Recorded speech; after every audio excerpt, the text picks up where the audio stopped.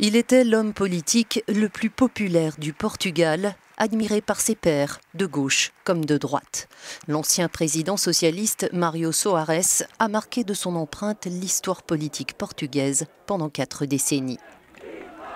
Tout commence en 1974. Opposant au dictateur Salazar et cofondateur du Parti socialiste portugais un an plus tôt, Mário Soares rentre de son exil français en héros juste après la révolution des œillets.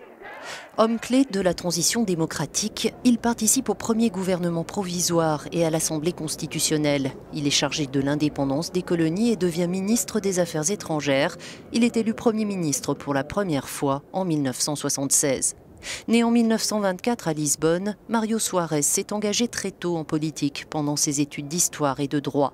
Marié à Maria Barroso et père de 2 enfants, avocat, il défend les prisonniers politiques, ce qui lui vaut d'être arrêté et déporté dans les colonies l'année de ses images, en 1968, avant son exil en France.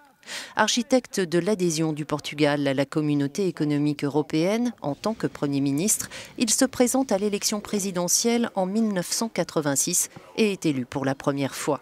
Réélu pour un 2e mandat consécutif, il occupera la présidence jusqu'en 1996. Son prestige dépasse alors les frontières du Portugal.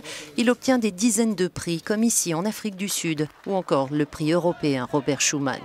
En 2006, à l'âge de 81 ans, celui qui disait avoir pris sa retraite politique se représente à l'élection présidentielle. Mais cette fois-ci, les Portugais lui tournent le dos. Soares devient alors un leader d'opinion. En 2011, il dénonce les monstres de notre temps. C'est la domination de l'économie, des affaires sur les pays, qui est une tragédie, peu importe le pays ou le groupe de pays. Je pense que l'Union européenne traverse actuellement la plus grande crise de son histoire. Tout le monde a compris que si l'on continue sur cette voie, l'Europe n'aura pas d'avenir dans le monde.